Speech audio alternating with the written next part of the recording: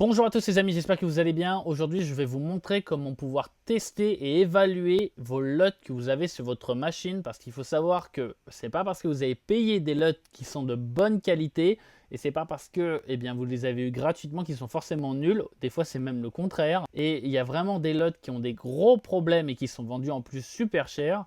Donc avec ce petit outil qui s'appelle LUTME, qui est un outil gratuit qu'on trouve sur l'App Store et sur le Microsoft Store, vous allez pouvoir voir qu'est-ce que vaut votre LUT. Donc ce qu'il faut savoir, c'est que là, on a importé une image qui est donc toutes les couleurs de l'arc-en-ciel, qui va vers la luminance blanche et qui va vers la luminance noire en bas. Et donc ça teste en gros une tranche de votre LUT. Un LUT, c'est des fichiers cubes. Pourquoi? Parce que ça représente quelque chose en 3D. Et donc il y a évidemment la luminance et donc la couleur. Et la troisième dimension, c'est la saturation. Donc il faut savoir justement que à différentes saturations, le résultat peut être différent. Donc c'est pas parce que vous avez identifié ce LUT comme ça qu'il ne va pas avoir des problèmes à certaines saturations. Mais en tout cas, c'est déjà un bon moyen d'identifier des mauvais LUT, parce que je peux vous dire qu'en un clin d'œil, vous êtes capable de les repérer. Donc là, vous pouvez voir l'image de base. On va lui appliquer un LUT. Hop, je remonte la couleur. Et donc là, vous pouvez voir tout simplement qu'il y a une transformation de l'image. On voit que les couleurs ont changé. Et on peut voir par exemple des choses assez simples. Par exemple ici, on peut voir que le bleu va être plutôt sombre avec ce LUT, mais c'est évidemment un style dans lequel vous pouvez aller.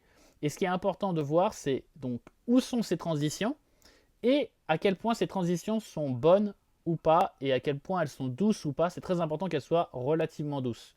Donc par exemple ici, on peut voir que le bleu sera foncé, et donc c'est peut-être ce qu'on veut évidemment. On peut voir dans celui-là par exemple que les bleus ciel vont partir très vite dans les blancs.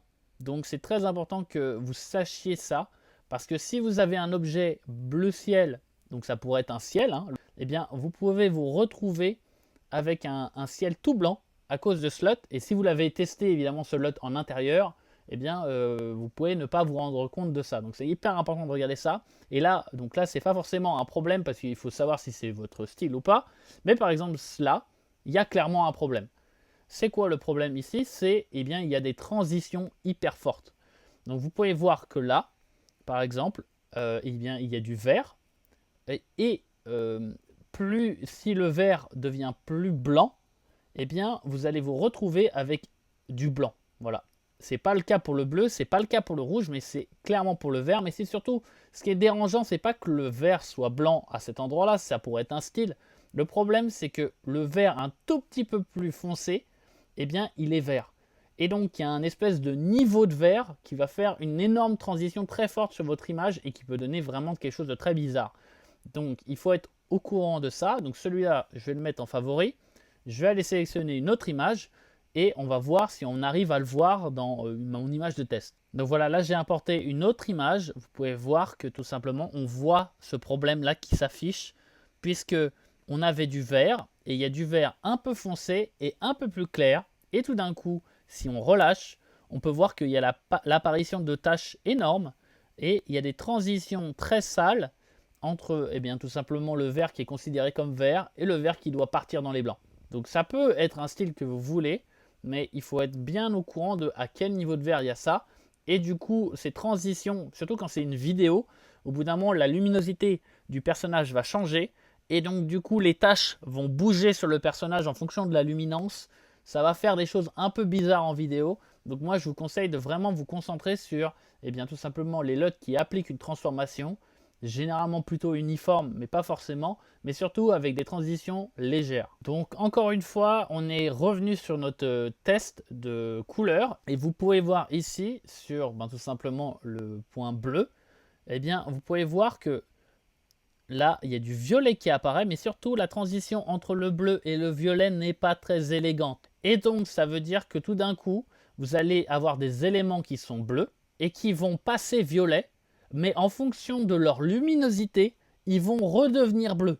Et ça, c'est très bizarre à la caméra, mais donc quand vous faites vos tests, c'est difficile de tester tous ces scénarios. Mais en voyant ça et en faisant vos tests avec ça, vous êtes capable de vous dire, mais attendez, j'ai un objet, il est bleu, et au bout d'un moment, s'il est un peu éclairé par le soleil, il va passer dans les violets et de manière brutale surtout.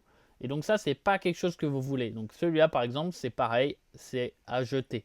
Donc faites attention. Et donc ce que je vous conseille, c'est de créer un petit dossier Badlut, de le prendre, hop, de le glisser, hop là. Et là, maintenant, il est dans votre dossier Badlut. Alors vous pouvez le garder comme ça au cas où pour faire des tests et essayer de voir si ça donne des choses comme ça.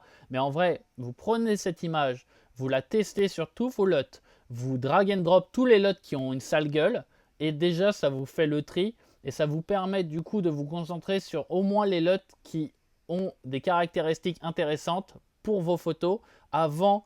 Enfin voilà, quand vous avez vraiment plus d'idées, vous pouvez aller piocher dans ceux-là, mais moi je me concentrais sur les LUT qui ont des caractéristiques bonnes pour shooter vos films, pour modifier vos vidéos et pouvoir faire des belles choses. Voilà, j'espère que cette vidéo vous aura intéressé. Je mettrai en description un lien pour pouvoir télécharger cette image de test et puis pour pouvoir télécharger LUTME. Et avec ça, vous aurez tout pour pouvoir évaluer vos LUT et j'espère que ça vous aidera à faire de belles choses.